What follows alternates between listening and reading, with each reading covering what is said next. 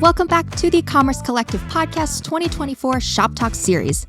Interviews recorded live at Shoptalk in Las Vegas, featuring a variety of Flywheels partners covering pressing topics in the world of digital commerce.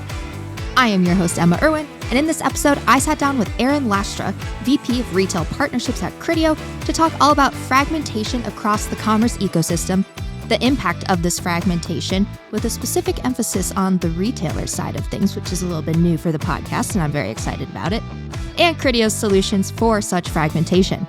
Let's dive straight in. So I'm Erin Lastra, a VP of Retailer Partnerships at Criteo. I lead all of our retailer partnerships for the Americas, both new and existing. So basically making sure that our partners, retailer partners specifically, feel heard. They're bringing to us what they need in order to have a success in their retail media offering. And it's on us to bring that back to either our product, our brand team, our agency teams, and just make sure that we're helping them grow and be successful. Amazing. What is the best part of Shoptalk so far for you? I mean, look at this booth we're sitting in. You literally got the best location in the entire... I know, best location, best booth. And in all honesty, I think the energy is just great this year as it has been, in the past. But I would say I like the openness of the floor this year. I feel like it's a lot open. Of course, I'm going to have to give credit to our marketing team because they are the best in the biz. And this booth with the coffee and all the things is just amazing. And honestly, being in this booth and getting to see the traffic walk by and engage and, make new relationships or see, our partners and engage with the partners, to me is the best part of Shoptalk. That's why I love coming. But it doesn't hurt when you have an amazing marketing team that puts amazing opportunities like this together for you. Yes, we love them. We love them. Okay, so today we're talking all about fragmentation across the retail media landscape, which is such a huge topic that Criteo built out an entire really incredible report called The Great Defrag, which everyone should read if they haven't. The second I saw it, I was like, download. I love it. Thank you. But I know that conversations that are being had at Shoptalk across your team and even our team regarding retail media probably tie back to fragmentation in some way or another. So to start us off, let's talk about the current state of fragmentation. Can you give me an overview of how you see fragmentation impacting advertisers and retailers across the commerce ecosystem? Great question. How is fragmentation, and to your point, I see it in two ways, right? I see it impacting advertisers in a way where they have a fragmented way of buying retail media today. What I mean by that is multiple platforms, multiple retail media networks. The retail media has been around arguably for a really long time. And I'm not even going to say how long I've been in retail media because it might show my age a little bit. But nonetheless, it has been around for quite some time. And, with COVID, the adoption of shopping online became a big thing, right? And so retailers saw an opportunity to build retail media networks to capitalize on that audience that's now shopping online, but also to make a profit for opportunities to give consumers things like free shipping through the profit margins that they were making off of retail media. And so, but with that, getting back to the advertisers, now everybody has a retail media network, and advertisers efficiently can't log into 10, 11, 12, 13 different platforms to effectively buy. And not only that, buy different channels that these retailers are offering. What I mean by that is on-site display, on-site sponsored product, off-site, in-store, you name it. It just becomes really challenging, I think, for a brand or an agency to buy effectively. And then on the flip side, for the retailers, they tend to lose out on what could be rightfully theirs, or because of that complex way of buying. But also, even for retailers to effectively set up a campaign or a media plan that they are sharing with their top brands, they have to log into maybe 3 different platforms on their own end and pull reporting from 4 different channels to try to effectively give results for how that campaign performed. And that complex way for both advertisers and retailers is, I think it makes it challenging for efficiencies and, effectively being able to capitalize on the 100 billion that is, out there and growing for retail media. For sure. And you covered a lot of the pain points in that sentence. So I'm going to go to, brands and retailers have always had this symbiotic relationship in the world of retail media. But according to the Great Defrag report, it seems like there is a strong need and desire to really bring publishers more into the mix. So how do you envision this unfolding, especially as we move into a future without the third-party cookie? We can't do an interview without mentioning the death of the cookie. I know. It's a good question, and like you mentioned, it was mentioned in the defrag report. And specifically what it mentioned is that more than half the respondents are eager for retail media to expand beyond retail in verticals such as airlines, hotels, services. I mean, when you think about that valuable consumer, that valuable audience, being able to, for an airline or for a brand to effectively do near endemic or in the realm of somebody, looking for a flight online, and you want to give them that they're looking to go to somewhere in the tropics. The opportunity for a brand to effectively reach that consumer, it's first party data, it's there, with a near endemic, meaning, I don't know, maybe a retailer or a brand could put a bathing suit in front of that, knowing that, there's opportunities there. So an opportunity nonetheless. And then I also look in the realm of like content, these historical content publishers that share articles about or content about suggestions for the best running shoes, you name it. And in some way, affiliate marketing has done this in the past, but for brands to be able to place a product SKU within that content, now you become a publisher that is able to monetize and, get into that retail game, that e-com game. Yes. Okay. We've been talking about all the things that kind of stink about fragmentation. So let's talk about the opportunity. And so tell me about what can be unlocked for retailers when unification is at the forefront of their retail media strategies. I think it's what we kind of alluded to earlier, like the money that's left on the table. The defrag report mentioned that over 20% of retailers are missing out on 20% of ad revenue just based on this fragmentation. And so when you look at that, there's 20% of revenue you could make, from becoming a little less fragmented. But then also, I think it unlocks the ability for their lives or their ability to reach consumers in a meaningful way. And we haven't really touched on this yet, but the ability for a retailer to, we talked about fragmentation in the realm of like different channels, right? You've got offsite, you've got onsite display, and they're all running through different platforms. How do you make sure that you can effectively reach a consumer and not oversaturate them with, or be consistent with your message, or make sure that, you're speaking to the consumer how the consumer wants to be spoken to in a thoughtful way? And you can do that by unifying the ad solutions in which you're trying to reach that consumer in a very non-fragmented way, for lack of better terms. And so I think that's not only is it in the retailer's best interest for monetization, that 20% of revenue that I mentioned, but also to make sure they're reaching their consumer in a thoughtful way. I love that call out that you keep making with the 20% of like missed opportunity, just because that's something that hasn't come up on the podcast before. And I love having that retailer perspective in which you work on, just because we haven't talked about that before, and that's really awesome.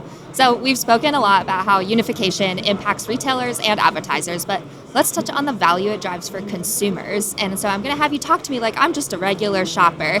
How does my shopping journey change when I experience a fragmented ad experience versus one that's been strategically unified? I love it. So let's talk about fragmented first. We'll go to the negative first. So in a fragmented way, you are shopping online for, let's just say you're a new mom and you're shopping online for diapers, right? So you might be reading an article because you're not sleeping very well and you're thinking, when does a baby start to sleep and I can sleep at night? Okay, so now we know that you're an audience that is contextually relevant in the realm of you're a new mom because of the content that you're searching. We also know that you've purchased diapers from a respective retailer in the past. So now we're going to target you as a retailer with a thoughtful message when you're searching that content, right? Let's just say we're going to target you with a diaper ads, but then you click on that because it's relevant to who you are as a consumer. And then you go onto that retailer site, you're delivered a sponsored product ad or a display ad. It's very relevant to you as what you were. So, okay, well, these diapers are being elevated to the top in my journey of seeing the content offline, clicking on it, coming on site. And now I'm getting delivered something that's relevant to me, making it easy of like, yep, I do need that product of diapers, so I'm going to add it, to my cart because they're on sale. And then as you continue throughout the journey, the ability for you to get a contextually relevant product, like you also probably need wipes and maybe you need a new onesie, right? So in the ability for one unified kind of platform or solution to know that you as a consumer I kind of went with like the positive. I said I was going to start with the negative. So that's the non-fragmented way. I was like, this is sounding pretty good. Yeah. That's the non-fragmented way. The fragmented way is that you're delivered irrelevant ads and that you're maybe oversaturated with a message that doesn't make sense to you as a consumer, right? But because, we know that the different touch points and that you would be kind of dealt with, for lack of better terms, in the non-fragmented way, just take the opposite for the fragmented way of just irrelevant ads, maybe an oversaturation. But then at the end of the day, maybe be having ads delivered to you that aren't relevant to you as a consumer where you are in that stage of your shopping journey. Yeah, me getting the diaper ads would be irrelevant because I don't have kids. And me getting them would be very relevant because I got a 1-year-old at home that is still in diapers. So. Yes, and I get all these ads for like cat products. I don't have a cat. Who do you think I am? Gotta love it. Okay, let's talk about solutions and specifically Criteo solutions because we love that. How is Criteo working to unify and streamline the problems caused by fragmentation? So it's a great question, and it is Criteo's vision, and it will continue to be Criteo's vision, right? To make ad buying, and I'll go back to the twofold way to answer this. It's for ad buyers and retailers. How our solution works is, we have one unified platform. We basically, through Commerce Max, have created a platform where brands and agencies alike can effectively log into one UI. So, you eliminate that 10, 11, 12 different logins of different retail media networks. They can log into one UI and effectively buy across multiple retailers. They can set a campaign and say, I have these SKUs, these are my SKUs. And then the platform can suggest, well, these are the retailers that those SKUs appear on. And these are all the solutions on each of these respective retailers. There'd be display, sponsored products, even offsite, that you can effectively build a campaign in one login. That's efficient, that's effective. And then on the flip side, that same platform, which we call Commerce Yield for the retailers, but it's connected to Commerce Max, lets the retailer have all ad formats in one platform. But what's unique too, from a retailer's point of view, is like, yes, they love the opportunity for brands and agencies to log in and access their consumers or their audiences through Commerce Max, but they also want to offer solution directly to brands if they so will, or through their solutions and have all the solutions in one platform. So that's what our vision is. Make it easy to buy, make it effective to buy, and efficient. And ease of buying is going to enable the 20% of the fragmented, or what retailers are missing to go away. But then it also enables the standardization, and that's our vision too, of like, how do we standardize the way that brands and agencies are asking for metrics, campaign performance, different solutions across multiple retailers. And so we will continue to kind of evolve and build that. And we're on the path to doing it, Solving Amazing. the world's problem, one platform at a time. Problem. Yep. I love that. All right.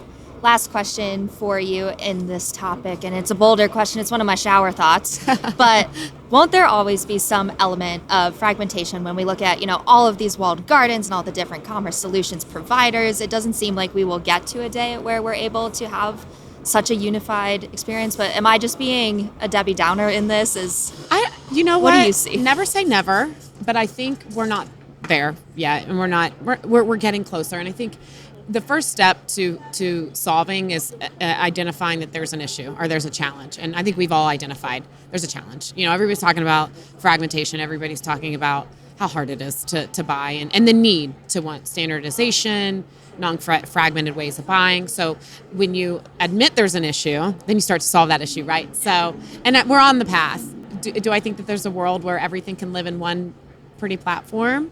Hopefully, that's our goal, but will it be tomorrow? No. But, I say this to the team all the time. How we looked 6 months ago looks completely different than what we'll look 6 months from now.